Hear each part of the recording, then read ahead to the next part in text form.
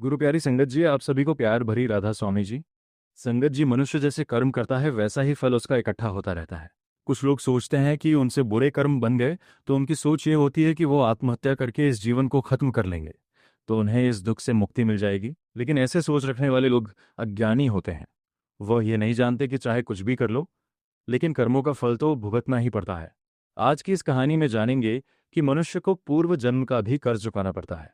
संगत जी, एक समय की बात है। गांव से कुछ दूर एक जंगल में एक महात्मा का आश्रम था। वो बहुत ज्ञानी थे। उनसे लोग दूर दूर से ज्ञान प्राप्त करने आते थे। एक दिन वह महात्मा उपदेश दे रहे थे, तभी उनके एक शिष्य ने पूछा, गुरुदेव, मैं ये जानना चाहता हूं कि मनुष्यों को पूर्व जन्म का कर्ज भी चुकाना पड़ता है, और मृत्यु के बाद मनुष्य की आत्मा अपने साथ वह कौन कौन सी चीजें लेकर जाती है, तथा उन सभी का प्रभाव मनुष्य की मृत्यु के बाद किस तरह से रहता है। महात्मा ने कहा, भंते, आज आपने जो प्रश्न किए हैं वह समस्त मानव जाति के कल्याण हेतु अत्यंत महत्वपूर्ण है। यह सत्य है कि मनुष्य को अपने पूर्व जन्म का कर्ज अवश्य ही चुकाना पड़ता है, और मृत्यु के बाद भी कुछ ऐसी चीजें हैं जो आत्मा के साथ ही रहती हैं, और उनका प्रभाव मनुष्य के दूसरे जन्म पर भी पड़ता है। तब शिष्य ने पूछा, गुरुदेव, वह कौन सा कर्ज होता है जो अगले जन्म में भी चुकाना पड़ता है, और वह कौन सी चीजें हैं जो अगले जन्म में भी प्रभाव डालती हैं? फिर महात्मा ने कहा, आज मैं आपको इसी विषय में एक कथा सुनाता हूँ। आप इस कथा को ध्यान लगाकर पूरा सुनोगे तो आपको आपके सभी प्रश्नों के उत्तर अवश्य मिल जाएंगे। आगे महात्मा कहते हैं, एक समय की बात है। किसी नगर में संतोष नाम का एक ब्राह्मण रहता था, और उसकी पत्नी का नाम शकुंतला था। वह अत्यंत गरीब घर में जन्मा था, लेकिन वह अत्यंत बुद्धिमान और मेहनती था। जब वह निर्धन था तब उसे धन की अधिक लालसा नहीं थी, लेकिन अपनी मेहनत के जोर पर जैसे जैसे उसके पास धन का संग्रह होने लगा, तब वह दिन रात उस धन को बढ़ाने की चिंता में डूबा रहता था। उसकी पत्नी शकुंतला भी धन की अत्यधिक लालची स्त्री थी। आप तो जानते ही हैं कि धन की लालसा ऐसी होती है जो बढ़ते धन के साथ साथ बढ़ती ही जाती है।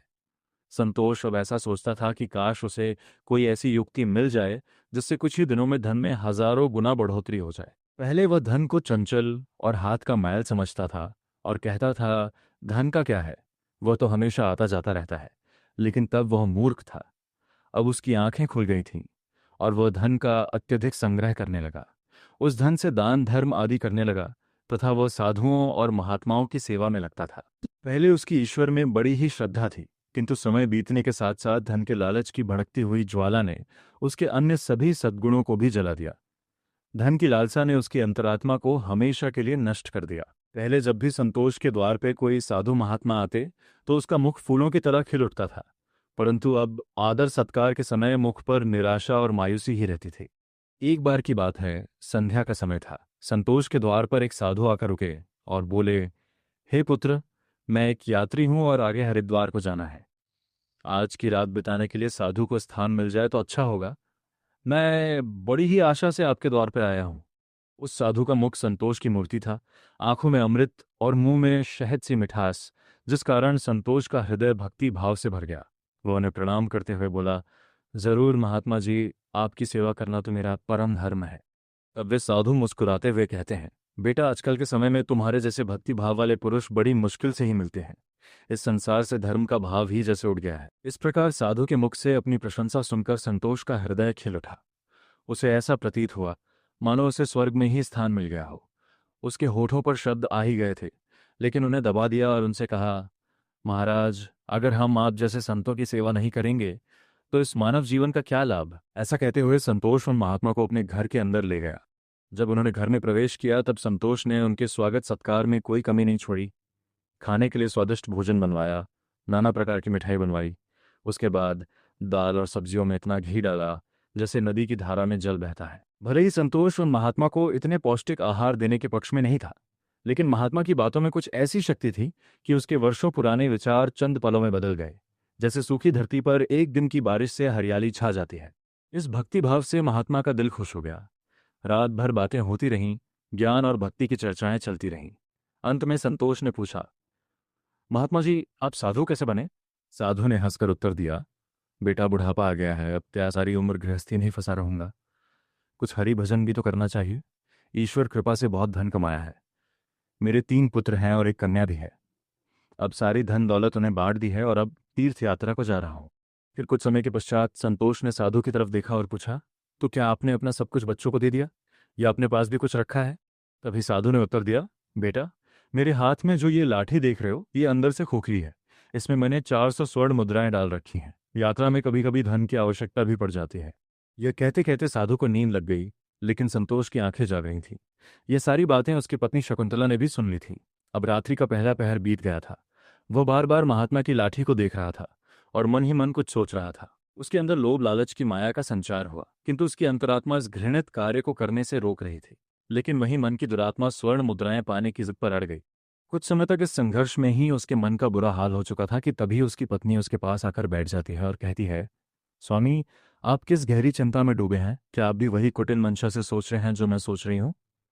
इस महात्मा ने तो अपनी खूब सेवा करवा ली, अब इन्हें कुछ तो हर्जाना भरना पड़ेगा। तब संतोष कहता है, शकुंतला, मेरे मन में बड़ी ही दुविधा हो रही है। हमारा कर्तव्य है कि अतिथि की सेवा करें, किंतु अगर हम इनके धन को चुराते हैं तो पाप होगा। शायद हमें ऐसा नहीं करना चाहिए। तब उसकी पत्नी कहती है, अजी, आप कैसे फिजूल की बातें कर रहे हो? इस महात्मा की उम्र ढल चुकी है और क्या पता कब ये लुढ़क जाए। वैसे भी अब ये अनाथ हैं और अपना अंतिम समय बिताने के लिए हरिद्वार जा रहे हैं। आप अपने मन को मत रोको और इन स्वर्ण मुद्राओं को ले लो।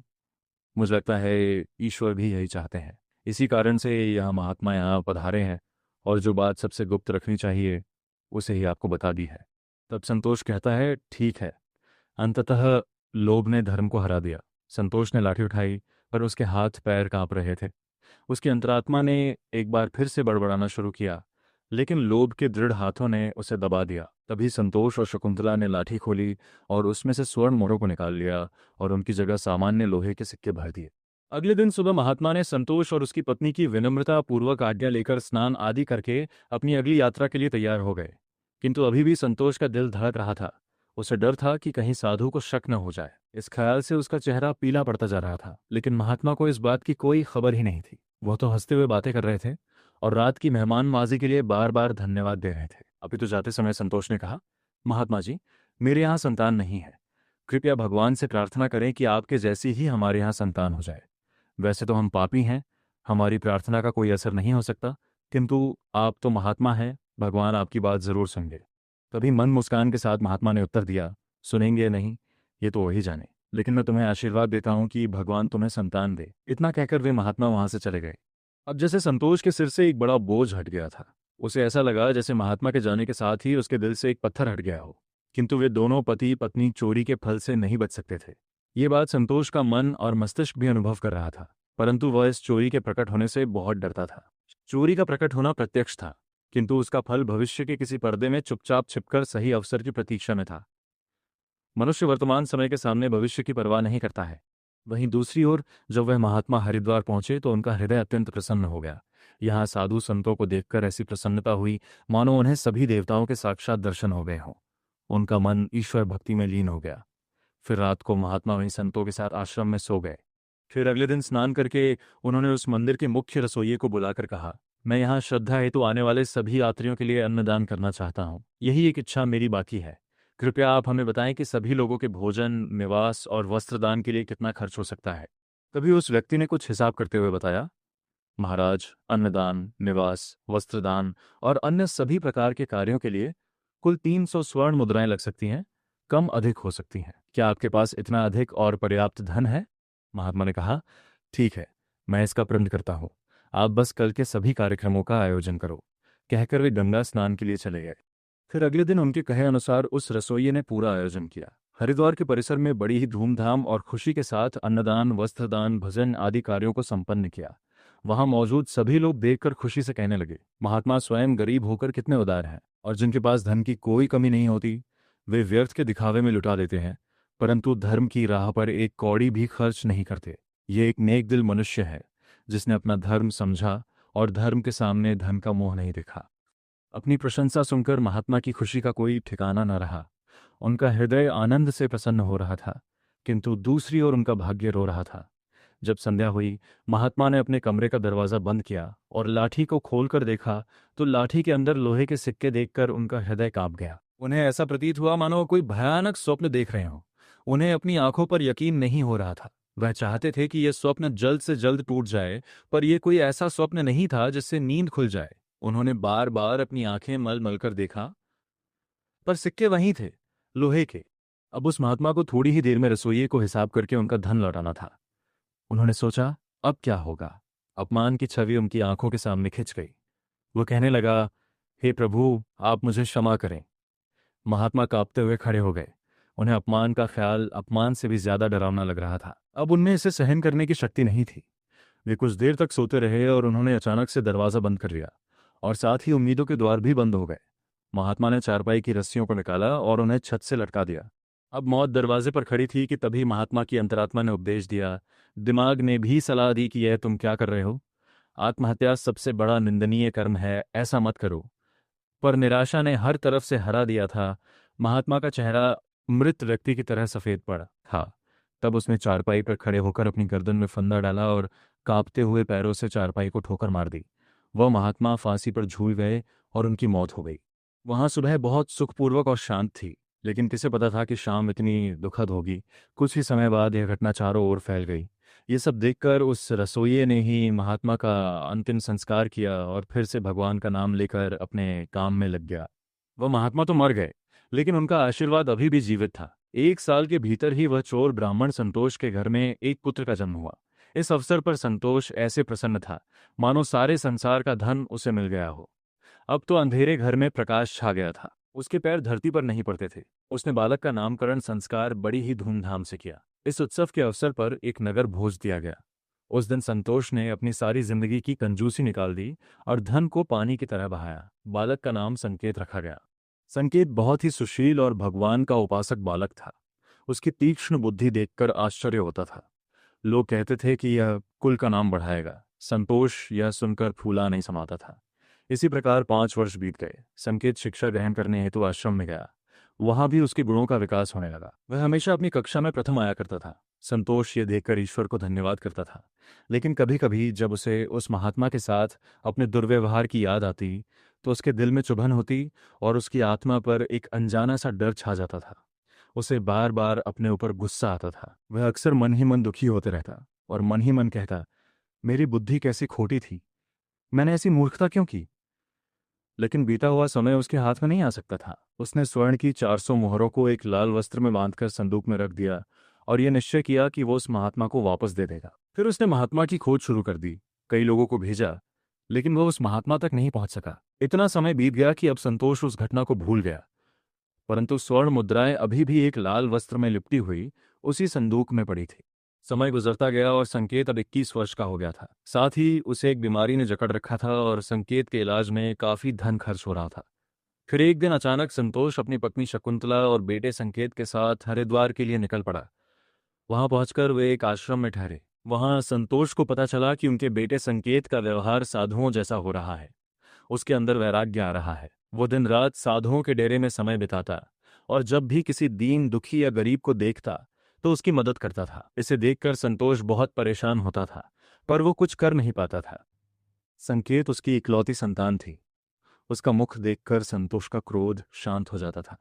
वो बहुत सोचता था, परंतु संकेत के स्वभाव का कारण उसे समझ में नहीं आता था। फिर दूसरे दिन संध्या के समय संकेत भजन कर अपने आश्रम की तरफ लौट रहा था कि रास्ते में एक बूढ़ा आदमी उसे रोता हुआ मिला। तब संकेत ने आश्चर्य से पूछा, भाई रोते क्यों हो?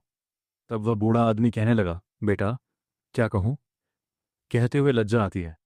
अगर तुम जानना ही चाहते हो तो सुनो। मैं गंगा जी में डूबकर अपना जीवन समाप्त करने जा रहा हूं, क्योंकि मुझे व्यापार में घाटा हुआ है और मेरे सिर पर बहुत सारा कर्ज है। संकेत कहता है, पर यह तो छोटी सी बात है। उस बूढ़े व्यक्ति ने अजीबोगरीब नजरों से संकेत की ओर देखते हुए कहा, मुझे अपना कर्ज चुकाना है, नहीं तो मेरे पास आत्महत्या करने के अलावा कोई विकल्प ही नहीं है। तब संकेत कुछ देर तक चुप रहा। ये मौन उस दुर्भाग्यशाली बूढ़े व्यक्ति के लिए एक उम्मीद बन रहा था। उसके आंसू थम गए और फिर संकेत ने पूछा, महाराज आपको कितने धन की आवश्यकता है? कृपया आप हमें बताएं। संगत जी, जब इंसान निराश हताश होता है तब उसे हर कदम पर उम्मीद नजर आती है। उस बूढ़े व्यक्ति ने हिसाब लगाकर जवाब दिया और कहा, मेरे सिर पर लगभग 400 स्वर्ण मुद्राओं का कर्ज है। संकेत फिर से कुछ देर के लिए चुप रहा। फिर उसने कहा, महाराज आप चिंता मत करो, आप बस इसी गंगा के तट पर मेरी प्रतीक्षा करो। मैं बस अभी वापस आता हूँ। आपके लिए मैं कहीं से धन का संग्रह करके लाता हूँ। तब बूढ़े आदमी ने कहा, बेटा यहीं पास में ही मेरी एक धर्मशाला है, तुम वहीं आ जाना। उसी समय संकेत भागते हुए वापस आश्रम में आ पहुंचा। उस समय उसके हृदय में हलचल सी मची हुई थी। उसका चित्त व्याकुल था। वह चाहता था कि जितनी जल्दी हो सके बूढ़े बाबा का संकट दूर कर दे। उसे दिव्य शक्ति ने विश्वास दिला दिया था कि इस बूढ़े बाबा की सहायता करना मेरा धर्म है। वह एक विशेष भावुकता के साथ अपने आश्रम पर पहुंचा। तब उसके माता पिता कहीं बाहर गए हुए थे। अब संकेत का रास्ता साफ हो गया था। उसने संदूक पर जो ताला लगा हुआ था उसे एक पत्थर से तोड़ दिया। फिर संदूक को खंगालना शुरू कर दिया। निराशा ने अपनी जगह बना ली थी, लेकिन आशा ने बंधन बांध दिए थे। तभी अचानक आशा की एक किरण नजर आई। संकेत के हाथ में वह लाल वस्त्र आ गया। उसने उसे कांपते हाथों से खोला और उसका दिल कमल की तरह खिल उठा। उस रुमाल में पूरी 400 स्वर्ण मुद्राएं थीं। ये वही सोने की मुद्राएं थीं जिन्हें संतोष ने कभी उस महात्मा से चुराया था। जब मुद्राओं की गिनती की तो वे पूरी 400 ही निकली। संकेत का दिल प्रसन्नता से भर गया। उसने वह मुद्राएं अपनी जेब में डाली और वस्त्र को वापस संदूक में रख दिया, और अति उत्साह के साथ उसी बूढ़े बा के पास जा पहुंचा और उन्हें वह मुद्राएं दे दी। संगत जी, हर व्यक्ति को पूर्व जन्म का कर्ज चुकाना ही पड़ता है। ये बूढ़ा बाबा वही रसोइया है जिसने उस महात्मा का अनान और भंडारे का आयोजन किया था, किंतु उनके आत्महत्या करने के कारण इनके ही धन की हानि हुई थी। और संकेत वही महात्मा है जो संतोष के घर में जन्म लेकर अपना कर्जा चुकाकर मुक्त हुआ है। संगत जी, अब आगे सुनो। होनी को कुछ और ही मंजूर था। जब संकेत वापस लौटा तो उसके मन में एक अनोखी शांति थी, मानो उसका जन्म इसी कार्य को पूर्ण करने हेतु हुआ था। अब उसकी बीमारी ने उसके ही प्राणों की आहुति ली। वहीं जब दूसरे दिन सुबह ये बात संतोष और शकुंतला को पता चली कि उनका पुत्र मृत्यु को प्राप्त हो चुका है, तो इस दुख के कारण उनका हृदय अत्यंत पीड़ा से भर गया और निराशा के साथ उन्होंने भी अपने प्राणों को त्याग दिया। जब उन तीनों की मृत्यु हुई तो उसी रसोइये ने उनका अंतिम संस्कार किया। जब उन तीनों की आत्माओं को यमराज के दरबार में लाया गया, तब यमराज ने संकेत को स्वर्ग में भेज दिया। वहीं दूसरी ओर संतोष और उसकी पत्नी शकुंतला को घोर नरक में डाल दिया। तत्पश्चात उन दोनों को ही अपाहिज बनाकर धरती लोक पर कुत्ते के रूप में जन्म देकर वापस भेज दिया। संगत जी, जो भी मनुष्य अपने जीवन में कर्ज नहीं चुकाते हैं, उन्हें जन्म जन्मांतर तक कष्ट भोगने पड़ते हैं। इसीलिए मनुष्य को किसी भी प्रकार के एहसान और कर्ज को चुकता कर देना चाहिए। संगत जी, महात्मा आगे कहते हैं, हे भंते, आपके दूसरे प्रश्न के अनुसार मृत्यु के पश्चात भी 5 ऐसी चीजें हैं जो शरीर का साथ नहीं छोड़ती हैं और मृत्यु के पश्चात भी उस आत्मा के साथ ही रह जाती हैं। अर्थात मृत्यु के पश्चात जब आत्मा दूसरे शरीर में प्रवेश करती है तो ये चीजें आत्मा के साथ उस नए शरीर में प्रवेश कर जाती हैं। 1. कामना। वह पहली चीज है जो मनुष्य की मृत्यु के साथ ही रहती है और अगले जन्म में भी उसके साथ रह जाती है। 2. कर्म। मनुष्य इस जीवन में पुण्य कर्म और अच्छे कर्म करता है तो अगले जन्म में भी उस मनुष्य को सुख, शांति और समृद्धि की प्राप्ति होती है। 3. वासना। वासना भी कामना का ही एक प्रकार है। वासना एक ऐसी चीज मानी जाती है जिसका कोई भी अंत नहीं है। मृत्यु की चौखट पे आए हुए लोग भी वासना से मुक्त नहीं हो पाते हैं। इस सांसारिक सुख की चाहत और काम की इच्छा को वासना कहते हैं। मन की शांति और ज्ञान ही एकमात्र वस्तु है जो वासना से मुक्ति दिलवा सकती है। 4. स्मृति या ज्ञान। बुद्धिमान मनुष्य हमेशा ही बुद्धिमान और विवेकशील रहते हैं, जिस कारण से उन्हें जल्दी मुक्ति की प्राप्ति होती है। 5. कर्ज ये एक ऐसी चीज है जो मनुष्य के मरने के बाद भी उसका पीछा नहीं छोड़ती है। अगर किसी से कर्ज लिया है तो उसे मरने से पहले जरूर चुका देना चाहिए। लिया गया कर्ज और दिया गया कर्ज जन्म जन्मांतर तक उस मनुष्य के साथ ही रहता है। अगर कोई मनुष्य कर्ज लेकर मरता है तो उसका कर्ज परलोक में वापस मांगा जाता है। साथ ही उसे अपने कर्ज की सजा भी दी जाती है। इतना ही नहीं, पुनर्जन्म में उस कर्ज के भरण के तौर पर उस मनुष्य के शरीर के किसी भी हिस्से को अपंग या अपाहिज बना दिया जाता है। अगले मिलने वाले जन्म में भी वह व्यक्ति सुख सुविधाओं से दूर रहता है और हमेशा अपने जीवन में असफल रह जाता है। तो संगत जी, कैसी लगी आपको ये कहानी? आप हमें कमेंट सेक्शन में ज़रूर बताएं, और अच्छी लगी हो तो इस चैनल को सब्सक्राइब ज़रूर कर लेना। तो चलिए, मिलते हैं ऐसे ही कोई नई कहानी में। तब तक के लिए अपना ख्याल रखें। धन्यवाद।